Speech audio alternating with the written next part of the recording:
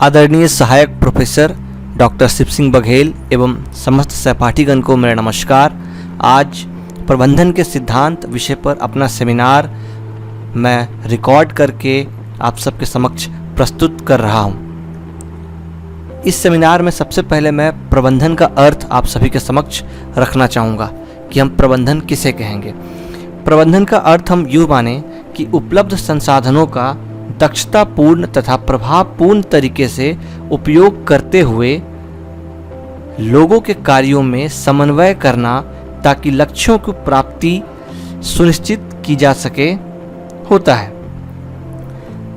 इसका मतलब हम यह कह सकते हैं कि प्रबंधन के अंतर्गत हम आयोजन, संगठन निर्माण, इस तरह के कार्य हम कर सकते हैं।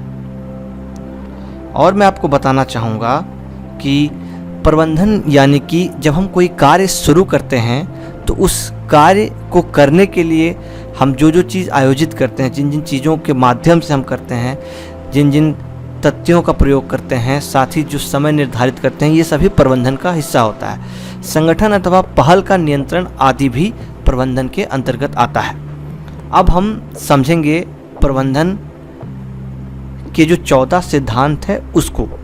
प्रबंधन के 14 सिद्धांत को जानने के लिए इस छोटे से एनिमेटेड वीडियो का सहारा हम लेंगे और इस एनिमेटेड वीडियो के माध्यम से मैं आप सबके समक्ष जो प्रबंधन के 14 सिद्धांत हैं, यानी कि ये 14 सिद्धांत आपको ह्यूमन रिसोर्स को मैनेजमेंट करने में उपयोग में आता है, उस पर हम बात करेंगे।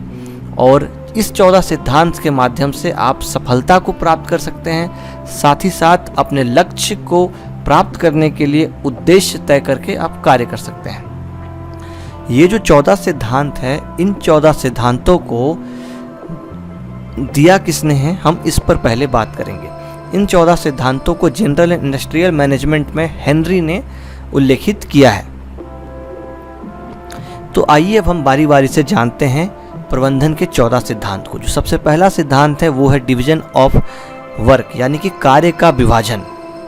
आप जिस संस्था में उस संस्था में लोगों के बीच कार्यों का विभाजन करना डिवीजन ऑफ वर्क सिद्धांत के अंतर्गत आता है, जिसके माध्यम से कार्य व्यवस्थित रूप से और समय पर पूर्ण हो सकेंगे। जो दूसरा सिद्धांत है वो है authority and responsibility. Authority and responsibility मतलब ये होता है कि प्राधिकार और उत्तरदायित्व। मतलब एक ऑथराइज पर्सन होगा जो कि किसी कार्य को करने के लिए बाध्य होगा, और दूसरा होगा कि वो प्राधिकारित व्यक्ति किसी को उत्तरदायित्व देगा, यानी कि एक व्यक्ति कई लोगों को संचालित करेगा।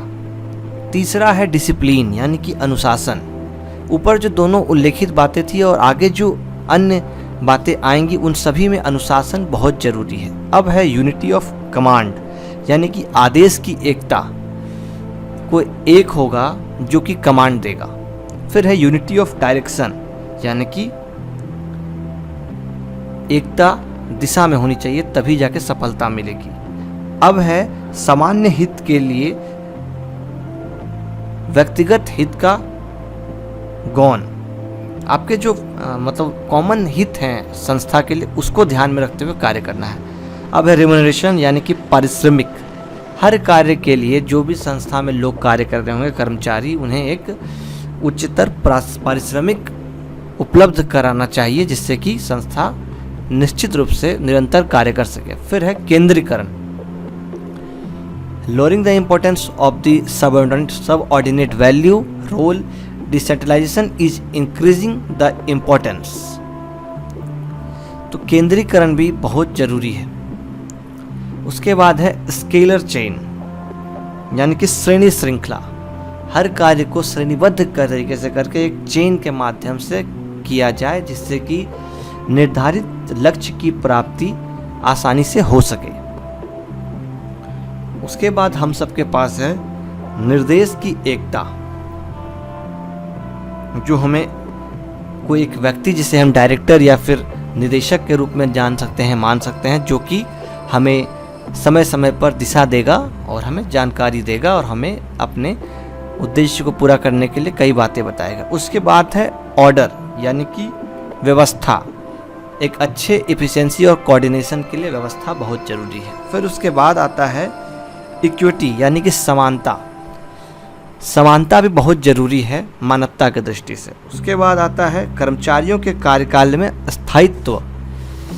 यह हमेशा सुनिश्चित किया जाना चाहिए कि जो कर्मचारी है वो ज़्यादा बदलते ना रहें। एक निश्चित कर्मचारी जो ज्वाइन करे वो आगे तक बने रहे, जिससे कि कार्य अच्छे तरीके से हो सकेगा। उसके बाद है पहल। संस्था के माध्यम से विभिन्न पहल समय समय पर संस्था को रचनात्मक पहल करते रहना चाहिए। जो चौथा और जो आखिरी है वो है सहयोग की भावना। सहयोग की भावना हर कर्मचारी के प्रति होना चाहिए। तो ये 14 थे हेनरी फयोल के प्रबंधन के सिद्धांत। तो अभी जैसा कि मैंने आपको 14 प्रबंधन के सिद्धांत बताया, जिसमें से कार्य विभाजन, प्राधिकार एवं उत्तरदायित्व, अनुशासन, आदेश की एकता, निर्देश की एकता, कर्मचारियों को पारिश्रमिक, सामान्य हित के सामने व्यक्तिगत हित कौन, पहल, कर्मचारियों के कार्यकाल में स्थायित्व, समानता, व्यवस्था, श्रेणी, केंद्रीकरण और सहयोग की भावना शामिल थे।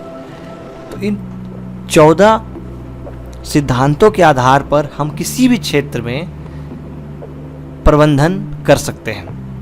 समाज कार्य के क्षेत्र में भी ये 14 सिद्धांत बहुत ही प्रासंगिक और उपयोगी है, इसलिए इसे हमें पाठ्यक्रम का भी हिस्सा बनाया गया। और ये 14 सिद्धांत के आधार पर हम अपने क्षेत्र कार्य को करने के लिए उपयोग में ला सकते हैं, जिसके माध्यम से क्षेत्र कार्य को बेहतर और सार्थक रूप से सफल तरीके से करने में हमें हमेशा सहयोग प्राप्त होता रहेगा। तो इसी के साथ मैं अपने जो सेमिनार का जो टॉपिक है प्रबंधन के सिद्धांत, उसको समाप्त करता हूं।